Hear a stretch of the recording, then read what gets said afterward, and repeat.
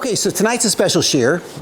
We're getting ready for Rosh Hashanah, so we decided we will leave our normal series, and we're going to speak specifically about Rosh Hashanah tonight, a practical approach. The Torah makes perfect sense. So when I see something in the Torah that doesn't make sense, it means that I'm either misunderstanding the Torah or I'm missing a key piece of Torah. And if I had access to that piece, then it would all fall into place. It would make perfect sense.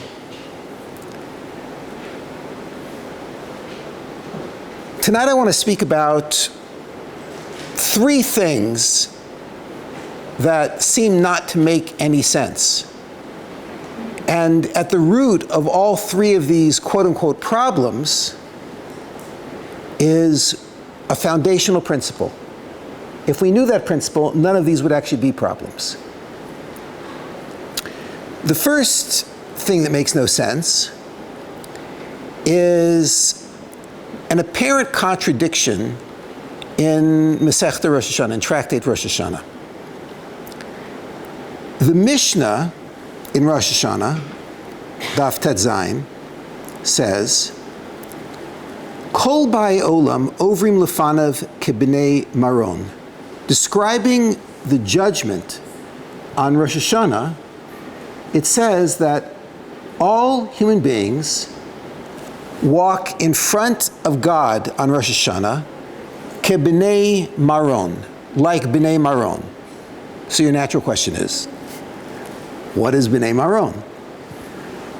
So there are three popular explanations of what bnei maron is, which I'm not going to go through, but what I can tell you is this.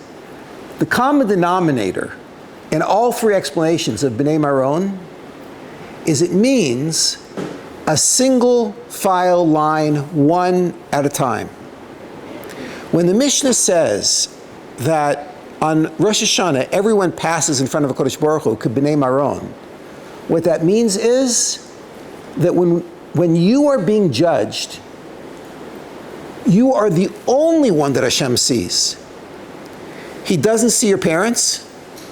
He doesn't see your children. He doesn't see your teachers. He doesn't see your rabbi. He doesn't see your rebbitzin. He doesn't see anybody else in the whole world. The only one that counts when he's judging you is you. You are completely alone with him at the time when the judgment takes place. Okay, so the Rosh Hashanah judgment I just learned from a Mishnah is a solitary judgment. It looks at you and no one else. Okay. Here's the part that doesn't make so much sense. When the Gemara starts to explain this Mishnah, the Gemara makes the following statement. This is the Gemara on Rosh Hashanah Yud Ches. Ve'af al pi kein, even so, kulan niskarin b'skira achas. All Jews are judged with one glance. He looks at the entire community, the entire world, with one glance, and that's how the judgment takes place. You are completely not alone. You are standing shoulder to shoulder with every other human being on the planet at the time that the judgment takes place, and he's looking at the whole picture, not just at you. So, I'm confused. The Mishnah told me that we're judged kibnei maron, which means only me. There's no one else there. And the Gemara says he judges us b'skira achas, meaning he sees all of us standing shoulder to shoulder. So what is it? Is the judgment on Rosh Hashanah a solitary experience, or is it a group experience? Does it matter if the person feels they're part of the cloud rather than separate from the cloud? I'm sorry, say it again? Does it matter in terms of the person feeling they're part of the cloud, part of Israel, versus feeling separated? So maybe a possible answer is that the Mishnah, when it says you're judged alone, is speaking about someone who views themselves as alone, And the Gemara, when it says you're judged as a group, is someone who views himself as part of a community. And the answer is no. They're both speaking about the exact same person in the exact same situation. You're judged completely alone, all together with everybody else. So obviously there is some concept here. I just don't understand what is the concept of being judged completely alone along with everybody else all at once? There's a contradiction here in my mind, but that's because I'm thinking small. There's something I'm missing. Stand by. Okay. If you're not sufficiently confused, let's try again. Here's another confusing concept. The judgment on Rosh Hashanah does not take a long time. If you could hear the sound of the judgment taking place, it would sound like this. Bzz. And that's it. And now you've been judged, and everything that you're going to get for the year has been allotted, and the whole thing is over, and it's finished and done. Is that for one person, or is that for the glance? Now you're asking complicated questions. It happens in an instant, the judgment. So, and we know that at the time when you're being judged, Hashem looks at who you are at that moment. So now, you see where my mind is going? If I knew which moment, then all I got to do is like be in the mindset of like, I'll prepare for it all day. And then when that moment comes, like, I only want to do good. I just want to be nice to people. Never speaking Lashon Hara again, right? Giving lots of tzedakah. Yes, you're welcome. Please, thank you. Right? I'll be perfect for a split second. Because if I just knew when. And of course, what you expect me to say is, but we don't know when. And the answer is, but we actually do know when. Sort of. The Yaros Dvash and Rav Yisrael Salanter both received a tradition that the judgment takes place during the blast of the shofar. Now that doesn't help that much because there's a number of times when the shofar is blasting. It goes on a number of times on Rosh Hashanah. By the way, if Rosh Hashanah lands on Shabbos, then it's the time when the shofar would have been blown. That is, whenever the shofar is supposed to be blown, that is the moment when the judgment is taking place, according to Yaros Dvash and Rav Yisrael Salanter. So, okay, well that narrows it down. There are times when, at least in my minyan, the shofar is not supposed to be blown, which means that's not when the judgment is taking place. The judgment takes place during one of those times when the shofar is blowing or should be blown. Now you're making it difficult. I wish I could tell you exactly which blast, but I don't have a tradition for that. But at least I know it's during a blast. Okay, so I've narrowed it down. It's like during the blast, it's like, okay, I'm good. Yeah, because it's going to happen during the blast. I don't know which one, but it's going to happen. So that's great.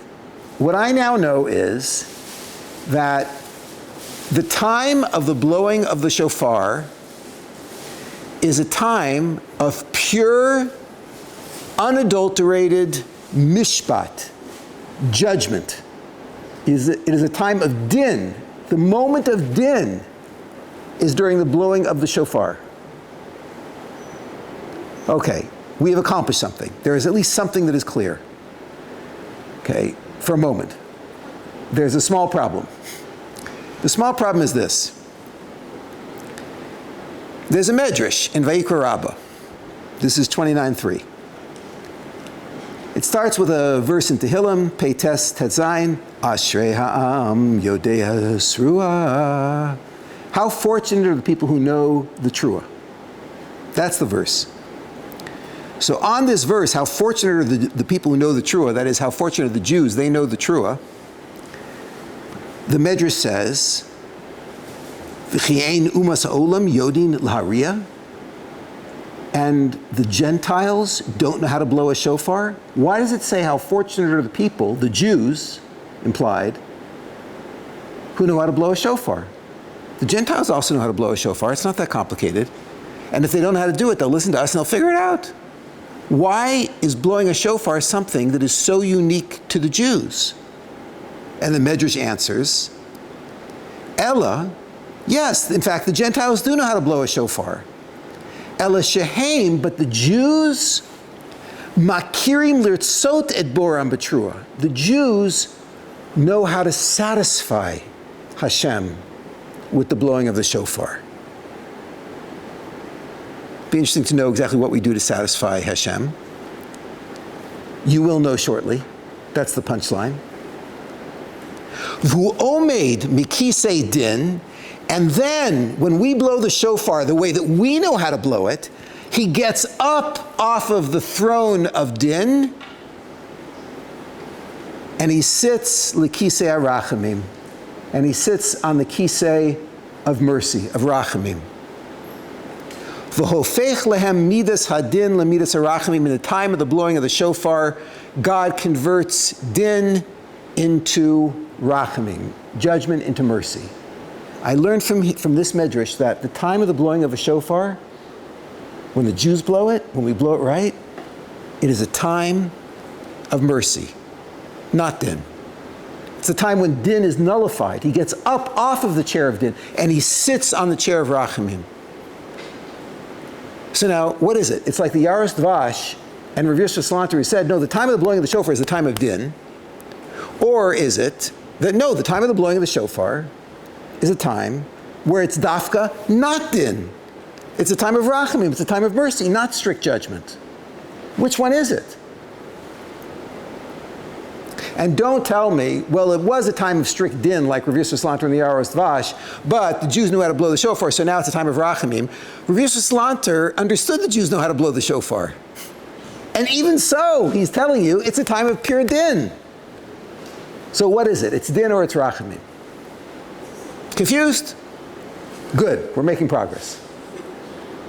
Are we judged as individuals or are we judged as a group? Is it a time of din or is it a time of rachamim?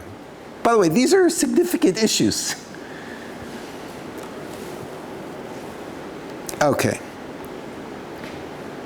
Last thing that confuses me, and then we'll try to introduce some new insights. There's a very famous Gemara in Sanhedrin, Daf Lamed Zayin. And the Gemara there, many of you know this Gemara by heart. It's very, very famous. The Gemara says, Hamabed nefesh echad miYisrael. If somebody destroys a single Jewish soul, it's ki'ilu ma'abed olam maleh. It's as if that person destroyed a whole world. So I understand this Gemara is, it's teaching me an ethic that I shouldn't live in a selfish world. I shouldn't live in a room full of mirrors.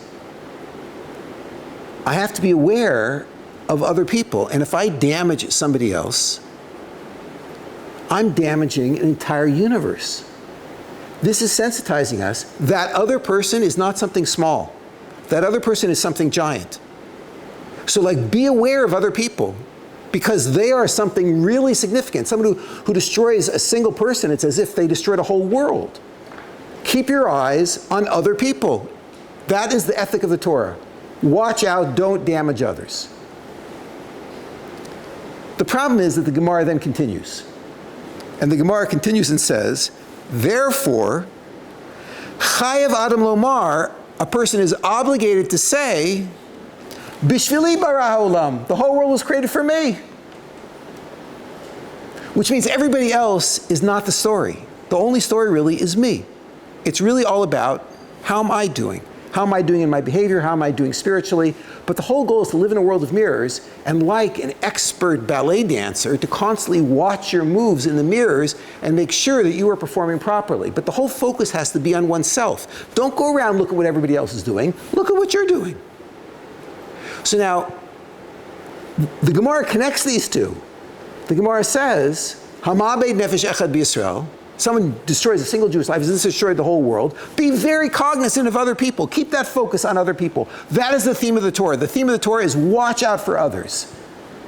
And then it says, and the theme of the Torah is really, Bishvili bara olam, the whole world was created for me. Keep the focus on yourself. Now I understand both of these could be morally productive. They could both lead to a better world, but they're very different approaches. So don't tell me that because I'm focused on other people, right now I should only focus on myself. Those are very different approaches to life. Which one should we have? Should we have the focus on ourselves, or we should have the focus on the whole world?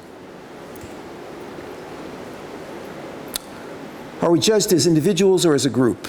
Is the time of the blowing of the shofar a time of judgment or mercy? And are we supposed to focus on others or on ourselves? By the way, let me just add a side point in, something that also bothered me. This is like a technical point, but I'll just throw it in so you can see like some tone and color here. The Midrash says that God gets up off of his throne of din, strict judgment, and he sits on the throne of rachamim, as if those are opposites. The opposite of din is not rachamim. The opposite of din is chesed. What? The opposite of din, of pure judgment, is chesed, kindness. And kindness is a different sphera than rachamim. God should get up off of this and sit over here. But he doesn't get up off of judgment and sit on chesed. He doesn't even get involved in chesed.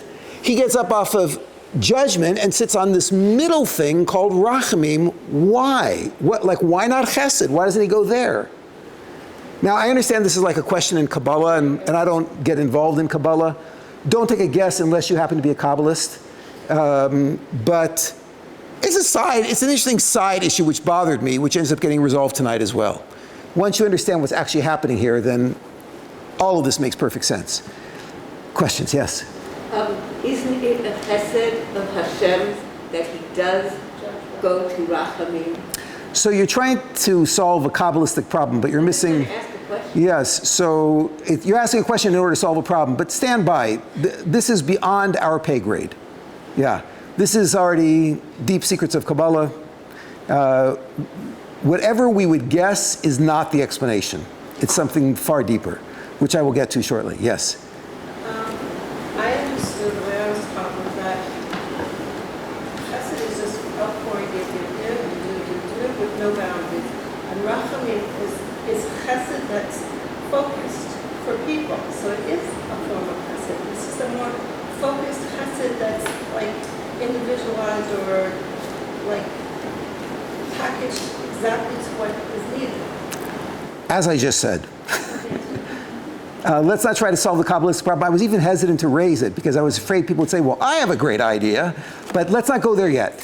I'll actually tell you what it says in the Sfarim HaKadoshim, and we'll see what the actual answer is. It's not going to be, unless you saw it inside, you wouldn't know that this is actually the answer. If you're taking a guess what the answer is, no, go ahead. Just a thought popped into my head when you talked about Sure. chesed. So when the world was flooded, Hashem said, "Hi, water is chesed." So it just kept coming and coming, nobody else was doing it. Okay, stand by. We'll see. I understand. Everyone got all excited about the Kabbalah, which is the one thing you can't answer. Okay, fine. Stand by. Okay. So now let's actually see what is going on here. What I'm going to do now is I'm going to introduce the idea. Once you have this idea, on your own, you can resolve all three of these problems. They will all just disappear instantaneously in front of you. There is no problem here. Here comes the idea.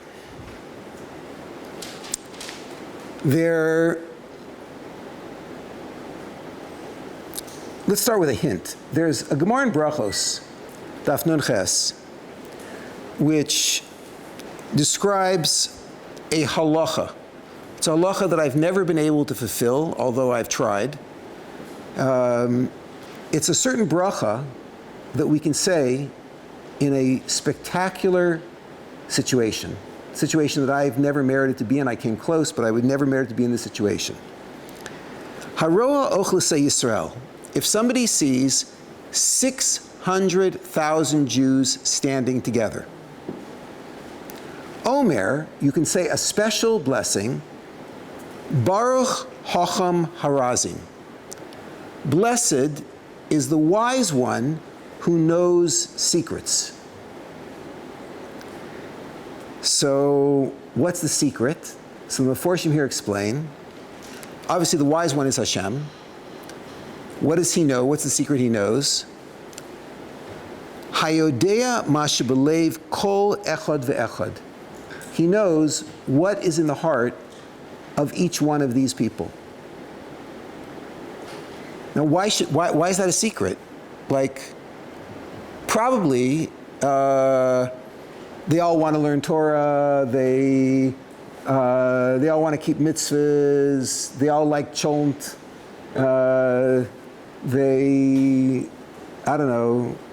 They like soccer. I don't know. Like, they all like something, right? They like the beach. They all like this.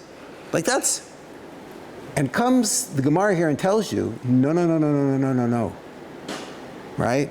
Ein daitam doma zelazeh. You think you know what's in the heart of every single person? To the extent that someone looks like somebody else to you, you can be assured, to that degree, you have no idea who this person is.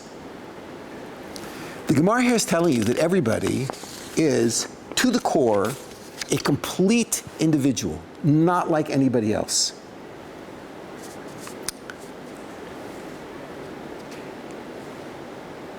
And that has a consequence. If a person is not like anybody else, then they can do things that nobody else can do. And one of the great Kabbalists of history, Rav Moshe Chaim Luzzatto, writes in what may be his deepest work of Kabbalah ever, a book which was hidden and people thought that it was just a book of ethics. It's called Mesilas Yesharim, The Path of the Just.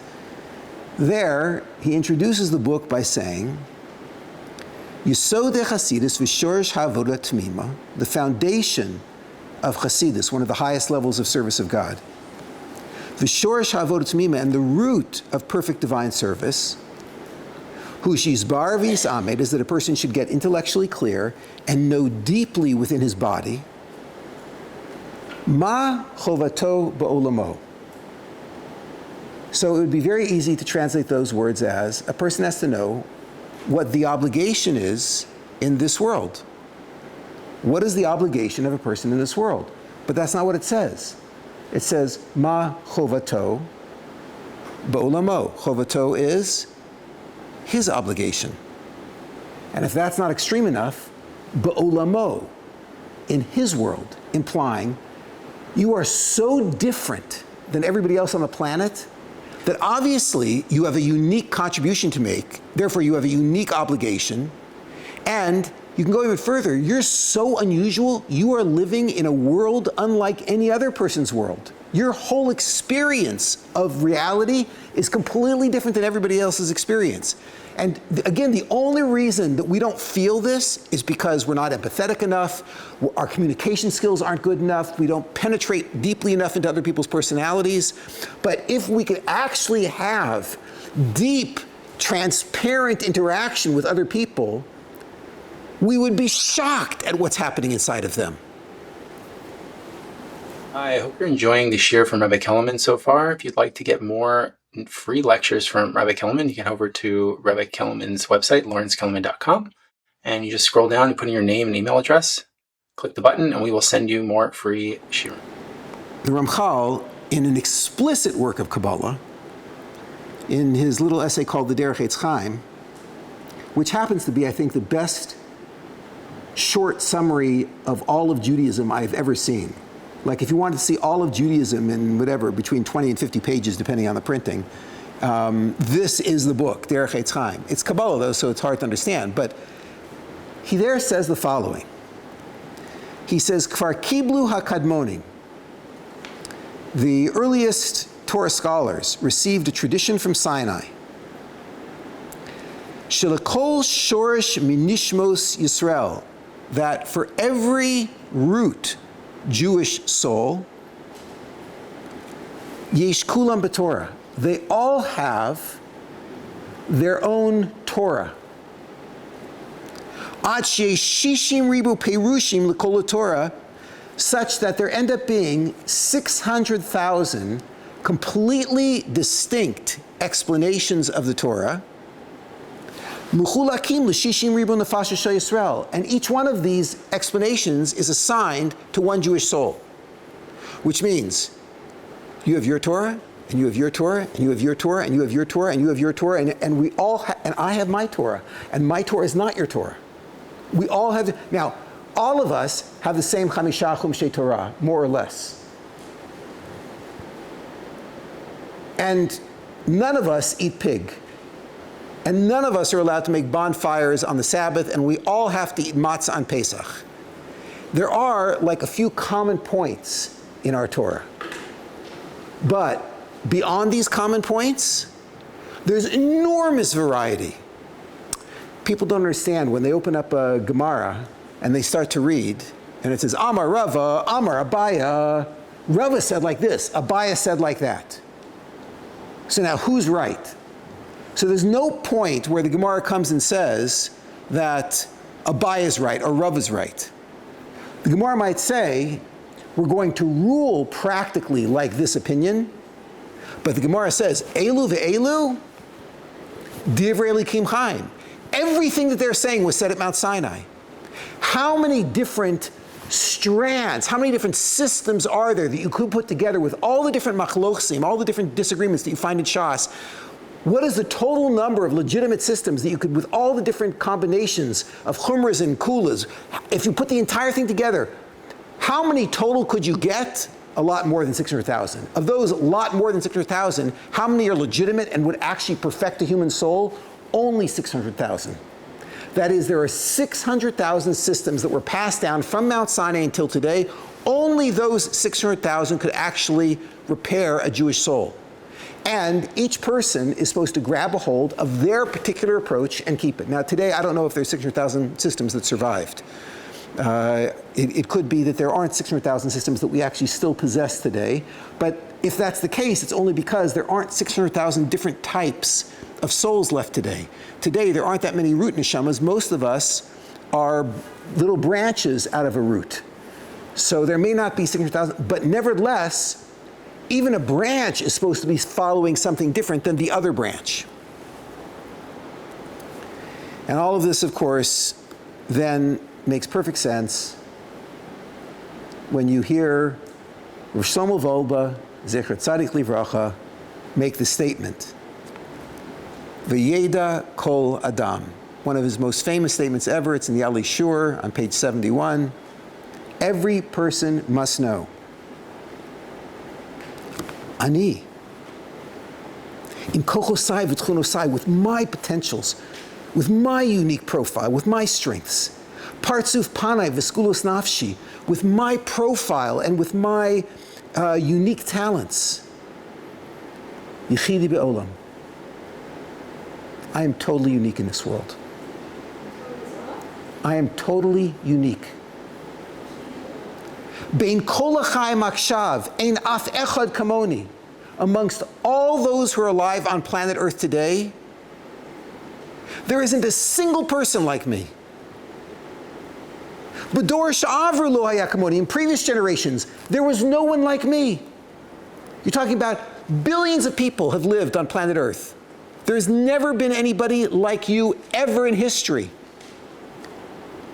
V'atzov kol hadoros lo yeh kamoni.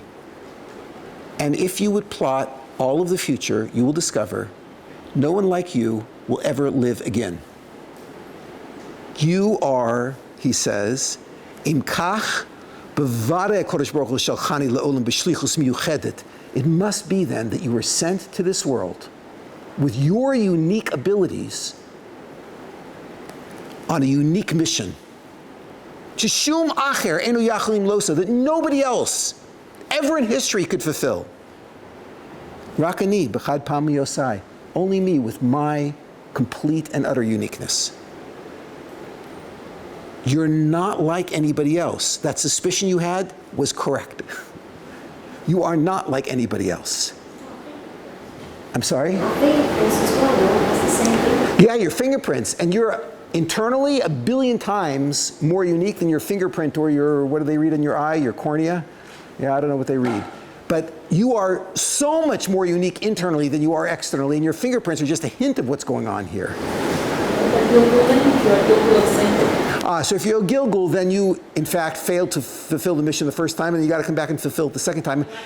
And we're going to actually see why that could actually happen. Why would a Gilgul happen? We're going to see it very, very shortly.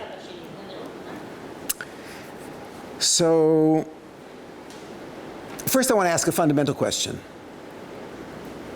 Why?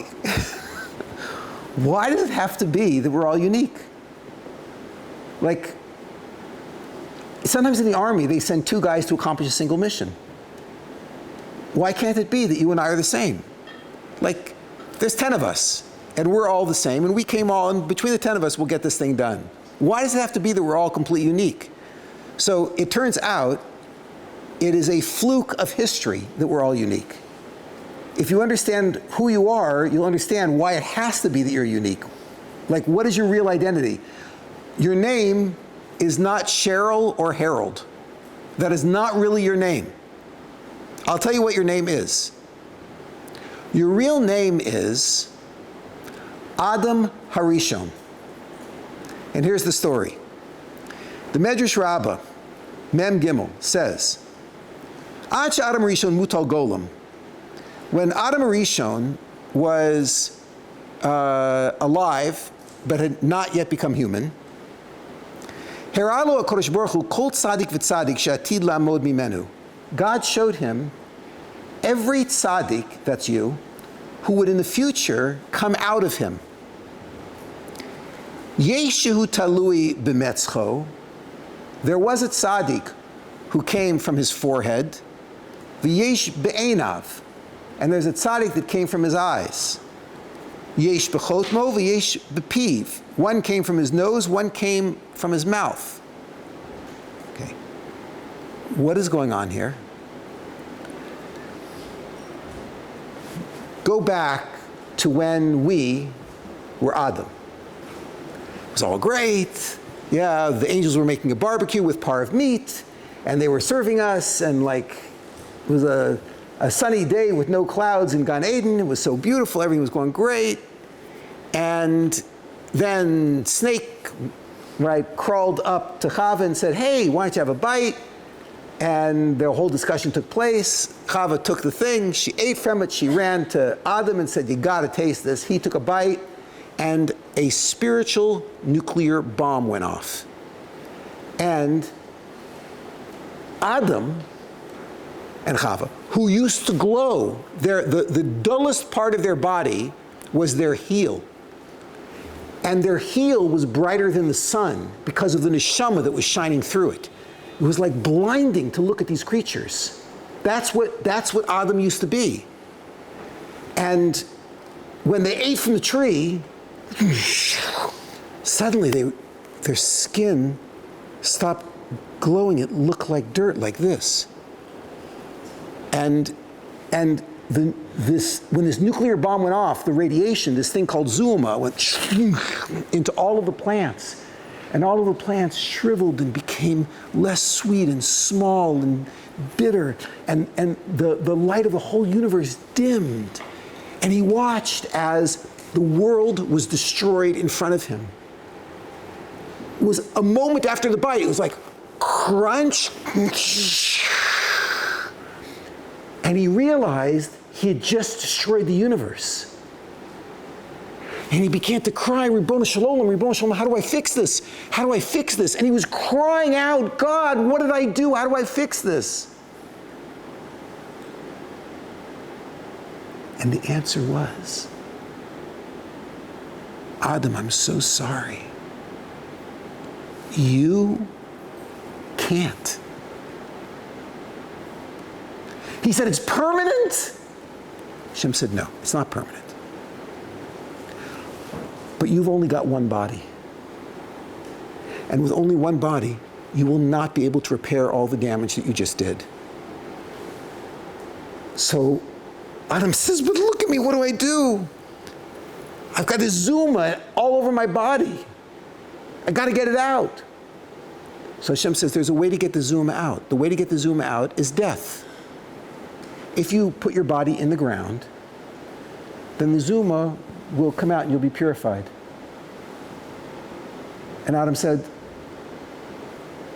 but Ribono Shel Olam, I can't die. I'm eternal. Hashem said, I'm going to do you a tremendous favor. I'm going to save you. I'm going to give you the ability to die.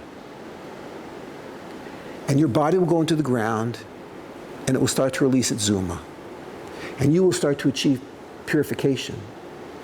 And we're going to take your neshama and we're going to split it up into 600,000 pieces. And then we'll take each part of your neshama, the part from your eye, the part from your nose, the parts associated with your lips, your ears, each part of your neshama, we're going to place into a separate body. And then you, Adam Harishon, in 600,000 pieces, will be able to go back into this world and work on undoing everything that you did, and with an entire lifetime committed to solving one small 600,000th of the problem, you will be successful. Klal Yisrael is Adam Harishon. That's who we are. I'm one small piece of him. You're another small piece of him. The person sitting next to you is another small piece. And all of us together are here fixing what we did when we were one back in the garden. And we can do it. That was the whole plan. We can pull this thing off. And therefore, each one of us is sent with a unique mission. In order to fix what I was involved in, I have to do something different than to fix what you were involved in.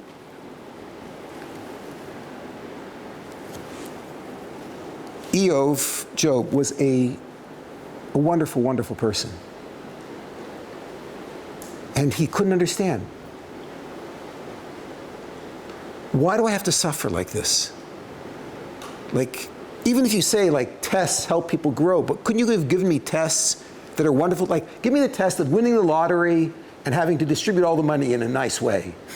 Why give me a test of all the stuff that happened to Eov? And Hashem responded to him, Eov, you weren't there when it happened, meaning you don't remember. But if you'll tell me your AFO, then I will tell you exactly why you have to suffer this way, and it will make sense to you. What does it mean, tell me your AFO? AFO Hayita, where were you in Adam Harishon? Which piece were you? If you knew which piece you were, you would understand exactly why this is your mission, these are your tests, this is the contribution that you're going to make and no one else can make. Unfortunately, we don't remember. What we do know, though, is the tools, the unique tools that I have that other people don't have. Or at least that's something that I can know and I should know, and I should spend my life investigating, where am I strong? Where am I great? What comes easier to me than to other people? What things, even if I have to struggle with them, but I end up better than everybody else at this thing. I have certain combinations of abilities that can solve problems that other people can't solve. So why was I given all of that? By the way, this is one of the reasons why the worst thing to do is spend your life thinking, I'm such a broken person, I have nothing going for me, I'm so low. The whole approach of I'm nothing, I'm broken, I'm zero, will never lead to you fulfilling your mission. You've got to focus on, what have I got? What are my strengths? That will tell you what your mission is. The Gemara in Yevamos spells this out explicitly and says, Yevamos page Samach Beis Amud Aleph, Ein ben David ba, the Messiah cannot come. The coming of the Messiah symbolizes a world that is on the edge of perfection. The Messiah cannot come until all of the neshamas from the guf have been used up. Perish Rashi. Rashi says, what does this mean? All the neshamas in the guf. What guf? Rashi says, Otzer ha-neshamos. There's a storehouse of neshamos up in heaven, which is called guf. Asks Rav Chaim Friedlander, why is the storehouse of neshamas up there called guf? That's a weird name for a storehouse of neshamas. Why is it called guf? Quoting the Svarim Kedoshim, he says, it's gufo shel Adam Harishon. All the neshamas are stored up in the body of Adam Rishon. That's where they all came from. They're all pieces of Adam. And now, let me just solve the first question. Then I can take some follow-up questions on this, and then we'll get to the next two. Are we judged as an individual, or are we judged as a group? Is it like the Mishnah Rosh Hashanah 16a, or like the Gemara Rosh Hashanah 18a? And the answer is as follows. There is a small painting hanging in the Louvre, which people line up for hours to see. It's called the Mona Lisa. And there's a disagreement of what the most special part of the Mona Lisa is. Some people say the eyes. Some people say it's the mouth. He was able to create the face that happens right before somebody smiles. There's like this moment right before it happens. And he caught the moment, which is why if you take a picture of people standing in front of the Mona Lisa, they're all smiling. Because they anticipate what happens a moment after the painting. That smile, those eyes, it's magic. You take the Mona Lisa and you put it into a jigsaw. And the jigsaw cuts up the Mona Lisa into 600,000 pieces. And God then comes and he distributes out one piece of Mona Lisa to every single person who's here. And everyone gets a piece of Mona Lisa. And then God says, okay, here's the frame. Everyone play jigsaw puzzle. And everyone runs up and they all put their pieces in. And everyone has put their piece in, except for you and me. We haven't put our pieces in yet. Take a wild guess. What piece do you have? You have the eyes. Then I got the smile. How does God judge me? He looks at the painting. And he looks, b'skira achas, the whole picture. And he says, oh, wait, Leib. The eyes, the smile, it's missing. He judges me as a complete individual. Leib, you are the smile of the Mona Lisa. I'm only looking at you, what you could give. You're the smile of the Mona Lisa. How do I know it's missing? I'm looking at the world. The world is missing Leib. The world is missing you, your piece. Does he judge you as an individual? Yes. When he's looking at you, he only wants to know, did you make your contribution? When he's looking at you, he doesn't care about anybody else in the world. Did you make your contribution? How does he know? He looks at the world. Are your fingerprints there? Does it show that you made a contribution that's unique that nobody else could make?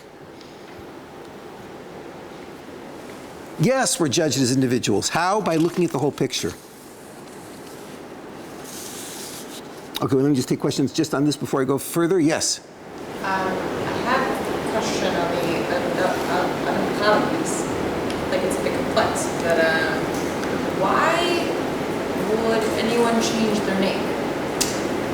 If a lot of times people go to a rabbi, to change their name because they have a lot of struggles that they're going through in life, and they're told or advised that they should get their name changed.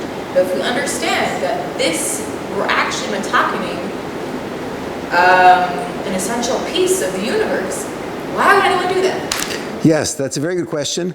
Your question is so good that it requires enormously unique circumstances before someone changes their name. And in order to understand what those enormously unique circumstances are and when we would take such a drastic step, we would have to discuss something that is beyond the scope of tonight's course. So therefore I can't go into it. But you see from our hesitance to change the name that you're asking a good question. Good. Yes.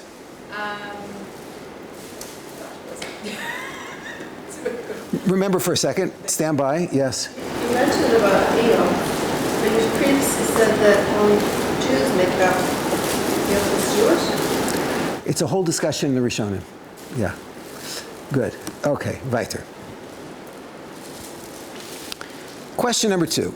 Is the time of the blowing of the shofar a time of pure din or a time of rachamim? And my side question, why rachamim? It should be chesed. Okay. So there's a Midrash, a psikta, that I actually didn't see, but I saw it quoted by Rabbeinu Nissim, by the Ran.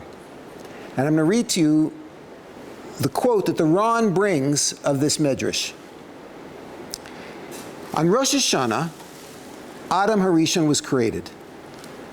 In the first hour, Hashem contemplated the task. In the second hour, he consulted with the angels. Keep track of this. Watch what happens. Just watch the clock ticking. In the first hour, he contemplated the task. In the second hour, God consulted with the angels. In the third hour, God gathered the dust. In the fourth hour, he kneaded the dust into dough. In the fifth hour, he shaped the dough. In the sixth hour, he made the shape into a golem, which is a living but not yet humanoid type creature. In the seventh hour, he blew a neshama into the golem. Now we're dealing with a human being. In the eighth hour, he brought man into the Garden of Eden. In the ninth hour, he commanded man not to eat of the tree. In the 10th hour, man ate from the tree. In the 11th hour, he was judged. In the 12th hour, he received amnesty. Amnesty. He was let off. Hashem said to man, this event will be repeated. He told this to my great-great-great-grandfather, Adam Harishon. This event will be repeated. Just as you, Adam, stood before me in judgment on this day and left with amnesty, you were let off, so in the future your children will stand before me in judgment on this day, and they will leave with amnesty. When? On the first day of the 7th month, on Rosh Hashanah. Wow. Okay, that is a relief. Rosh Hashanah is coming, and God promised that he's going to give Adam Rishon's descendants, us, amnesty. And I feel so much better until I think, what was the amnesty? God killed him. What kind of amnesty is that? And am I looking forward to that? Like, this actually is a terrible story. And why is it called amnesty? He gets sent out of the garden, he gets killed. Like, that's something good I should be looking forward to? Okay. So now to understand what's happening in this Midrash, we have to start thinking of din, of judgment, differently. Human judgment, when you go to a human court, generally the intent is either revenge. When they punish somebody, they're trying to take revenge for what they did, or they're trying to set up a deterrent so no one does that in the future. There's a very famous murder case going on in America right now, and there are people screaming from both sides, revenge, like put the guy to death, revenge, the criminal who committed this murder, put him to death, or put him to death not as revenge, but as deterrence so that people stop doing things like this. This man was an assassin. He assassinated somebody, and we have to make sure that this never ever happens again, so it's deterrent. It's either revenge or deterrent in human systems. In human systems, it is never tikkun. In human systems, they don't put somebody to death, they don't punish somebody for the sake of fixing them, at least not, I would say, in the Western court system. The Western court system is notoriously cruel and doesn't care a lot about the welfare of the criminal. Hashem's judgment is the exact opposite. Hashem's judgment, his din, is entirely tikkun. It's to help the person repair the damage that the person did by making this mistake. When I sin, I cause deep internal damage. When I leave this world, I'm going to be sitting next to the Ribbono Shel Olam. I'm going to be sitting next to God forever. And how do I want to show up for eternity? Like, I want to show up with a bunch of broken limbs because I damaged myself when I was here. I want to show up with a banana hanging off my suit. The whole point of din in this world is to clean all this stuff out, to fix all the stuff that got broken, to repair. Now, the best way to fix damage is not Gehenna. Gehenna is the great, grand dry cleaner in the sky. And if I fail to fix something up here, then they can take me and run me through a dry cleaner. But like, have you ever sat in a car while going through a car wash? Imagine going through a car wash while you're strapped to the roof of the car. Gehenna is not like, it's effective, but it's certainly second best. The ideal is that I do teshuvah. Teshuvah actually repairs the problem without any Gehenna, without any of that kind of stuff. It fixes everything. It's the very best way to fix problems. Problem is that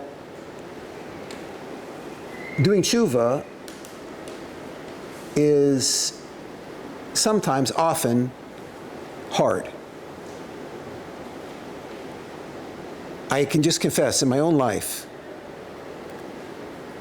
the times when I was like really successful doing teshuvah was when I had my back up against the wall and I was scared to death. When I was in a really bad situation, then I was very motivated and focused. Without that really bad situation, I have found it more difficult to be focused. Is it impossible to be focused without having your back up against the wall? No, it's not impossible. But you gotta really put out a lot of energy to do teshuvah without having your back up against the wall. Okay, here is the next secret.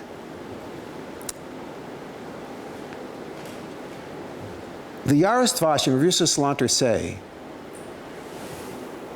at the time that we blow the shofar, in that shofar blast is the judgment. Bzz.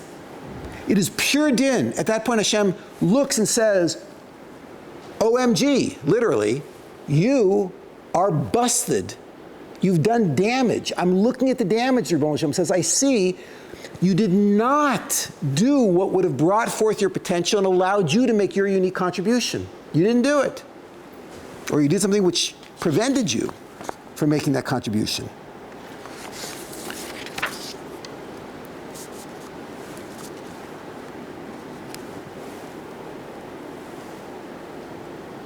So teshuvah would be the ideal. And I really don't want to have my back put up against the wall. I don't want pain. I don't want difficulty. But there's a problem. Because teshuvah is always painful and difficult. And if I say to Hashem, I'm perfectly happy to do teshuvah, just no pain or difficulty. I'm perfectly happy to completely fix myself up, and I just don't want to have to go through the effort, which is always painful, to do such a thing. Then Hashem says, come on, who are you kidding? You will never be able to fix yourself without pain. It's impossible. Because just fixing yourself, making that focused effort is very difficult and painful. However, if a person was so motivated to fix themselves that they stood in front of Hashem and said, whatever it takes, Bring it on. I do not want to be broken. I don't want pain, but I do not want to be broken. And if pain is what is required, then let's go. If a person would say that, then Hashem would say, oh, great. You don't need me to cause you pain. You're going to do teshuvah because you're not afraid to face the pain. So Hashem says, no need for me to do anything. You're going to fix the whole thing yourself. When you blow the shofar and you call out, bring it on. Judge me. Give me whatever is necessary. I don't want to be in this broken state anymore. If I really mean that, like whatever it takes, then Hashem gets up off of his kisei hadin, and he sits on his kisei rachamim and says, I'm not going to punish you. You don't need punishment. You're going to be fine. You don't need me to put your back up against the wall. You're going to fix it yourself. You're not afraid of pain. By the way, why does he get up off of the kisei hadin and sit on the kisei of rachamim? Why not the kisei of chesed? So, al pi Kabbalah, I don't know anything about Kabbalah, but here's like a very, very basic thing which I once heard. Din is the one that comes to collect, to accept, to receive. Chesed is the one who comes to give, to pay, to provide.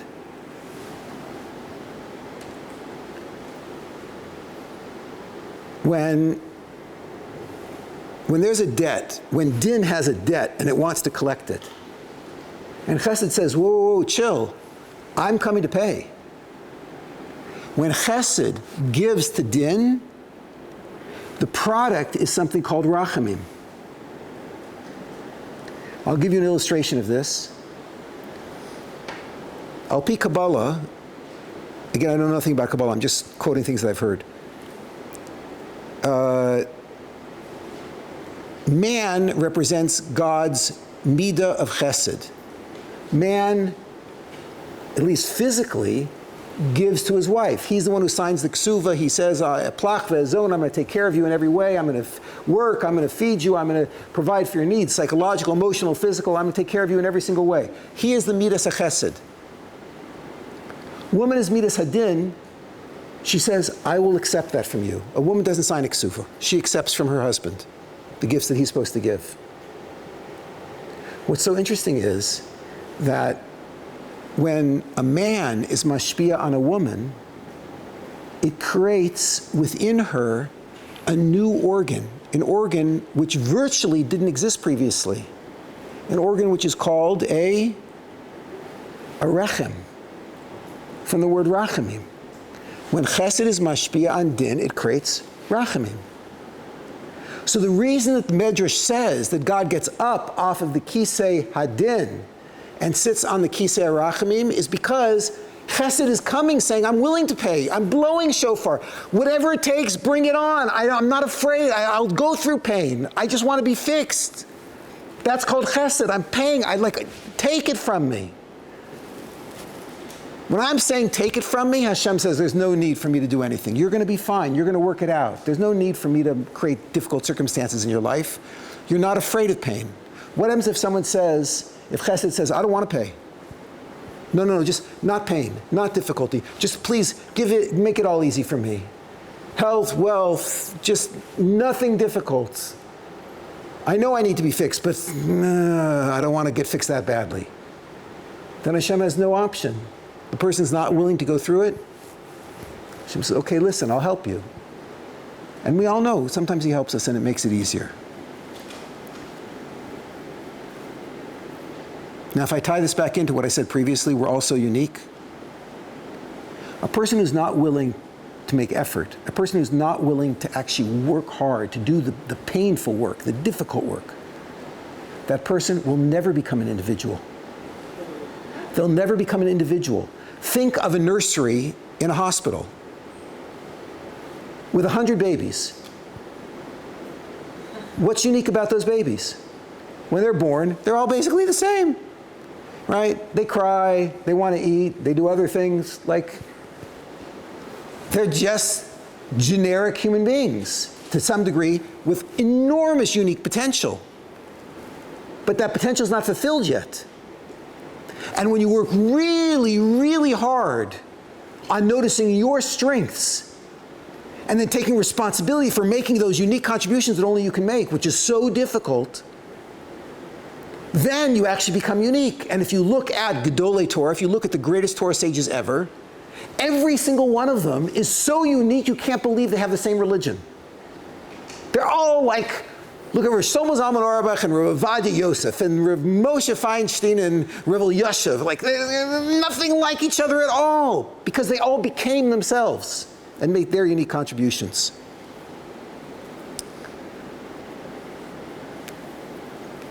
Many years ago, my wife was a student in Parsons School of Design, an art school in America. And these art students, they all wanted to be individuals. Most of them were not willing to put in the work that is required to become an individual. How did they become individuals?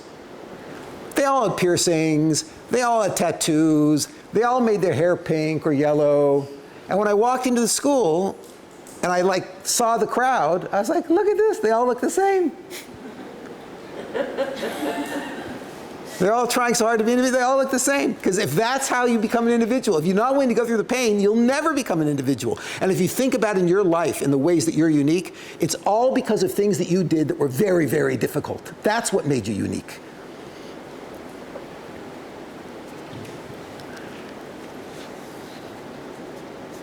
So, are we judged as individuals or as a group? Yes. Is the time of the blowing of the shofar a time of din or a time of rachamim? Yes. But what about the Gemara in Sanhedrin? The Gemara said that someone who destroys a single Jewish life, it's as if you destroyed the whole world. Keep your focus on others. And someone who destroys a single Jewish life, and therefore, the Gemara says, a person has to say, Bishvili bara olam. My focus should be on myself. Which approach to serving God is best? Having your focus on others or having your focus on yourself? Chaim Friedlander says something which is absolutely mind-boggling. He says, when the Gemara says, someone who destroys a single Jewish life, it's as if he destroyed a whole world. It's not talking about somebody else. It's talking about you. If you destroy yourself by not buying into the pain and volunteering and doing the hard work, then it's as if you destroyed a whole world, because you will never be able to make your contribution and the world is going to be missing the Mona Lisa's smile. It's talking about you, someone who destroys themselves by not putting in the work. Is it talking about having a focus towards others or towards yourself? The answer is yes, right? It's someone who destroys themselves destroys the whole world. So we're just like a few hours now away from Rosh Hashanah. And there's going to be a shofar blast. And there's a terrifying opportunity that's going to happen during the shofar blast. There will be a terrifying opportunity during the shofar blast. I could, during the shofar blast, say to God, anything, but nothing painful. Please, please, please, God, comfort, wealth, ease. Don't make me work hard. Don't make me experience anything difficult. If I refuse to step forward and say whatever it takes, then the time of the blowing of shofar is the time of pure din. And I've created a situation where he has no option. I am the type of person to say, I don't want any pain. In which case, there's only one way for him to move me, because I'm not going to do it myself. Which leads me to the other scary option, which is during the shofar blast to think, I'm going to try to make it reasonable and human. You can't, during the shofar blast, say, God, tear me to shreds. We're not going to go there. But it's reasonable during the shofar blast to think that I really, really want to do this myself. And I really, really will do it even though it's going to be painful. I'm not afraid of pain. I'm so not afraid of pain that if I wasn't going to do it myself, I would want you to do it. I would want you to give me the push. But I'm very, very motivated to be the master of my own pain and actually do the hard work myself, to experience the level of pain in my hard, positive work, to experience that level of pain that's required to do that I would experience if I was going to end up getting like slammed. I'm not looking for a less painful procedure. I would just like to do it myself. If that's what I'm thinking, then God will get up off of the kisei hadin and sit on the kisei rachamim, and we will be spared from external punishments and given the opportunity to create ourselves and make the unique contributions that only we can make. So I'll leave you with a bracha that this year, may you have a very successful Yom Hadin. It's going to happen during the shofar blast. May you be very successful in the next few days in psyching yourself up for that shofar blast so that you're ready to make the commitment that you need to make during that shofar blast. And what you need to think then, may it be God's will that we should all think, Ribono Shel Olam, I'm willing to do whatever it takes. So therefore you don't need to do anything. I'm on top of this, right? You can give me sweet bracha, and I will do all the hard lifting on my own. Ken Yiratzon, that should be your din for this year. Sweet New Year for everybody. Amen.